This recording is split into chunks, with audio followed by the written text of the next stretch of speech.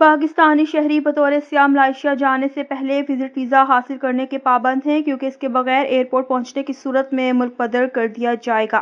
Malaysia دنیا میں ایک مقبول سیاحتی مقام کے طور پر ابھرا ہے کیونکہ یہ ہلچل مچانے والے شہروں، ساحلوں، سرسبز بارشوں کے جنگلات اور تاریخی نشانات کا امتزاج پیش کرتا ہے۔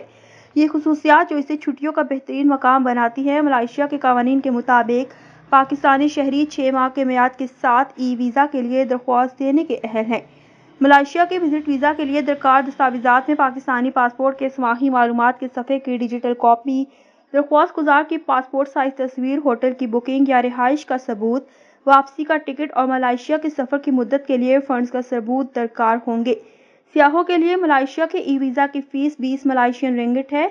19 اپریل 2025 تک ایک رنگٹ 62.92 روپے کے برابر ہے، لہٰذا الیکٹرانک سنگل انٹری ویزا کی قیمت 1258 روپے ہے۔ درخواست دہندگان سروس چارجز کے علاوہ ویزا پروسیسنگ فیس بھی ادا کریں گے جو کہ 105 رنگٹ ہے۔ درخواست دہندگان ایک درست ڈیبٹ یا کریڈٹ کارڈ کے ساتھ ای ویزا پروسیسنگ فیس ادا کر سکتے ہیں۔